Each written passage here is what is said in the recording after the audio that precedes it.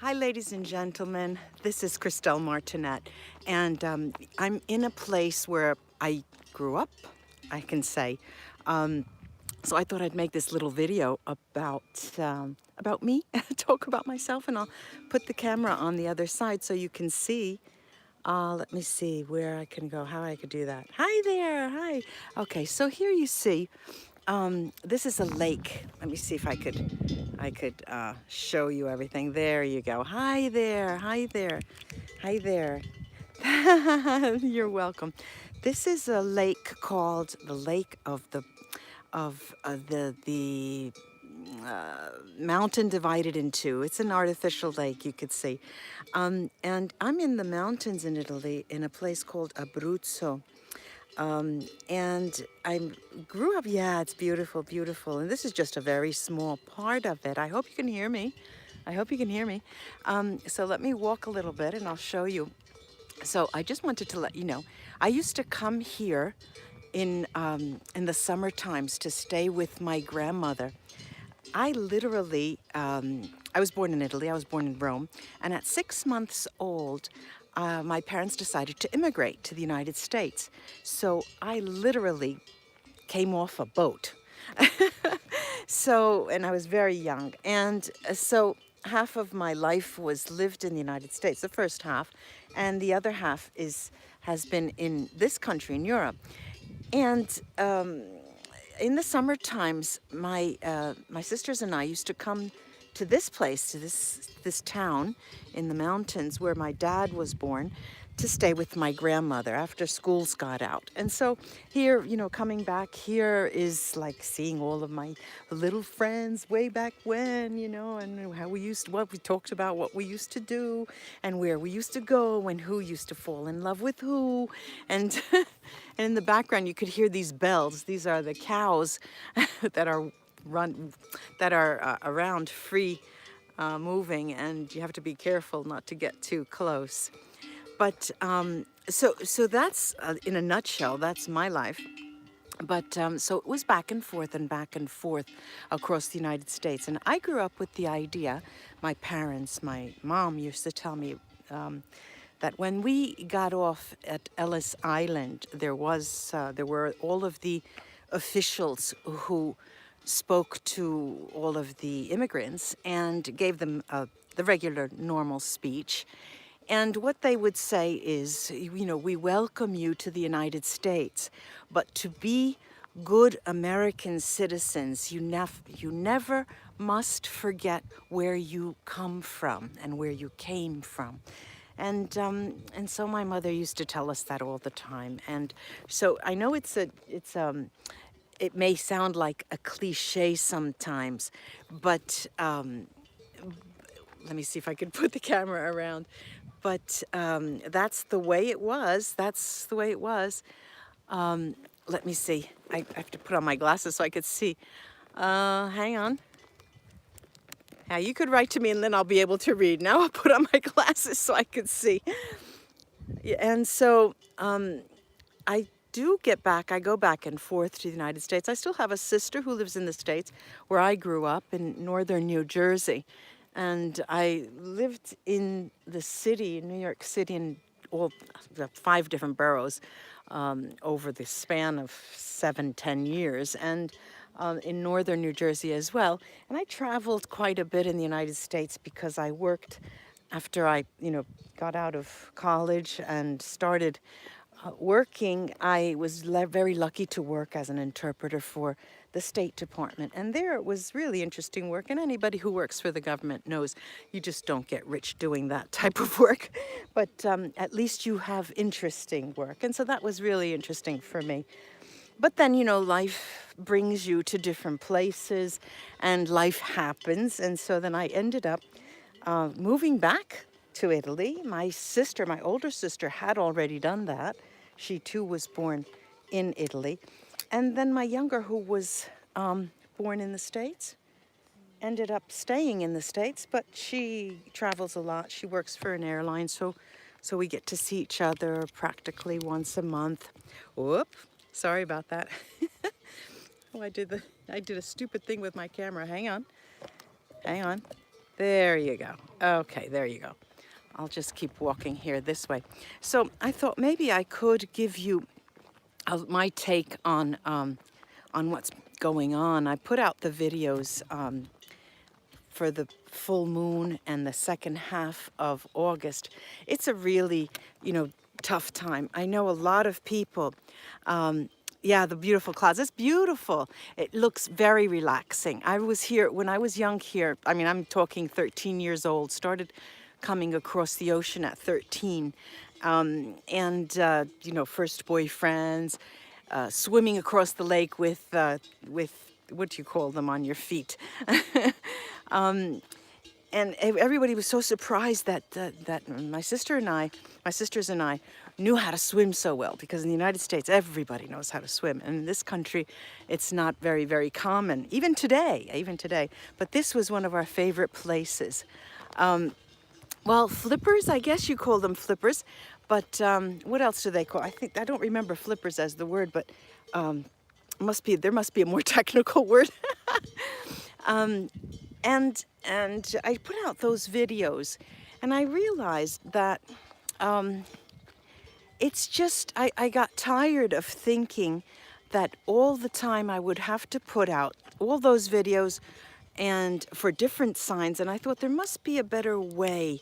There must be a better way to do things, to do the readings, or have a little bit. Hi there again. To have a little bit. Let me show you the back behind me. There you go. And so I thought, let me come in more frequently and on a more personal note, and see if I could establish a different rapport. I love to communicate with you guys, but sometimes you get boxed into this YouTube framework, and you find that people, your colleagues, let's say my colleagues, the readers that I know and others, have a certain rhythm, and I get, I don't want to be boxed into that rhythm. So that's why I put up a poll, and I put up a poll to ask about what you would prefer or what would you like to see more of. And I have to say, I was so surprised. I was really, really so surprised about people not alarmingly, but most invariably, I was surprised that they said they would like more without tools, divination without tools. You were born and raised in Chicago. I love Chicago. Yeah, the Philippines. Chicago is one of my favorite cities. That's what I visited several times when I was working for the State Department. And after New York, after Montreal as well, Chicago was next in line. And so divination without tools. And I thought that was a great result. I thought that was really, really interesting. And so there'll be more about that. And so what else? I think, let me see, what else can I say? Here I am.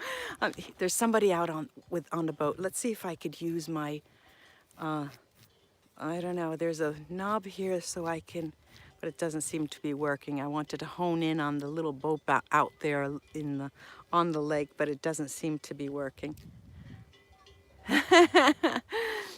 Family lives by the sea in Sicily. Wow, I went there once. Hi there from Ireland. I went to Sicily around the Palermo area only once, about 3 or 4 years ago. Beautiful, beautiful place. Thank you. Well, we could, you share stories, and you can write under this video your stories too.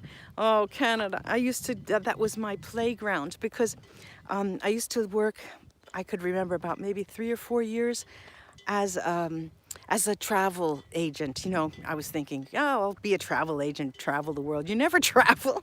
But I used to leave on a Friday night. Good. Where are you in Italy? From where in Italy?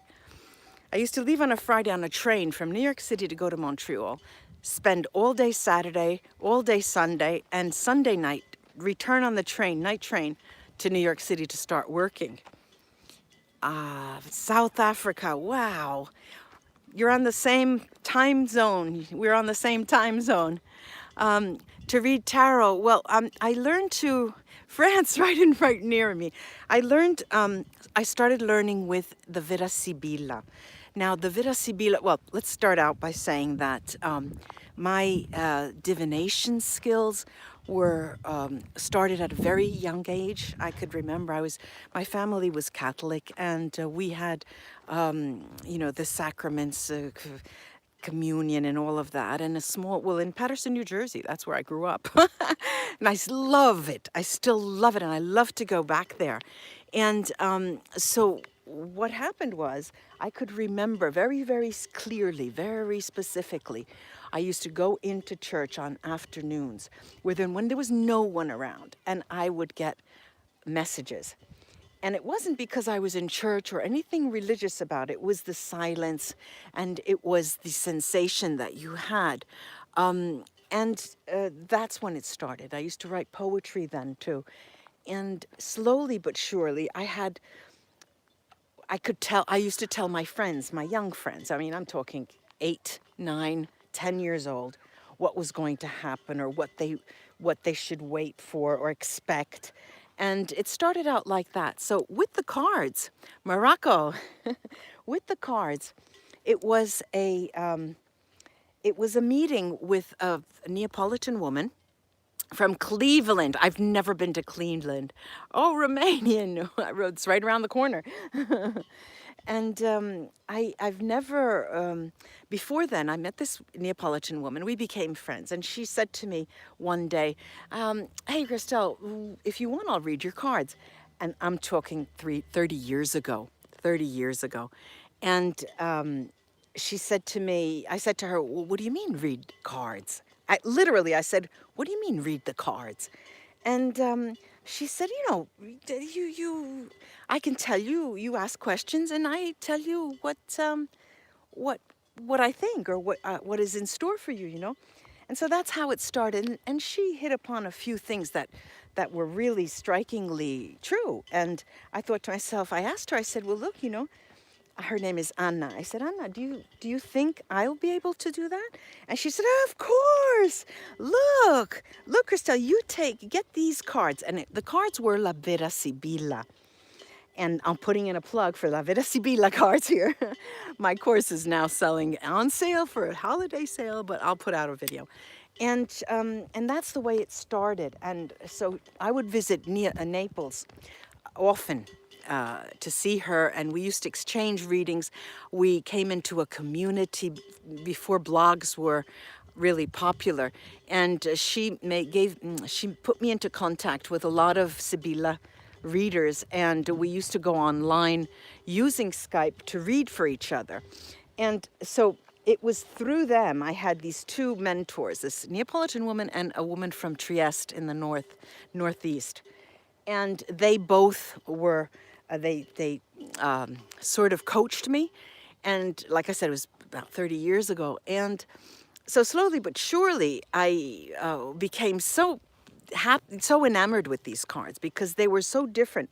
From there, I was traveling back and forth because my family's in Tuscany and I work in Rome. So I used to go back and forth regularly when my children were younger. And one trip underneath the train station in Rome, there was a tobacco store and a table with all the tarot cards and tarot decks. And I thought I was there with my eyes, and my mouth started watering. And then I saw a beautiful deck with rather large cards, and the artwork was so beautiful. And I bought that first tarot deck, and I still have that tarot deck. I'll use it the next time. And it was love at first sight. Love at first sight. They were completely different. So different from the way the oracle, La Vera Sibilla, worked. And I had Alfedena. Alfedena is in a place called Abruzzo. It's a region. It's a sort of a mountainous region. I'm at 1,000 meters altitude.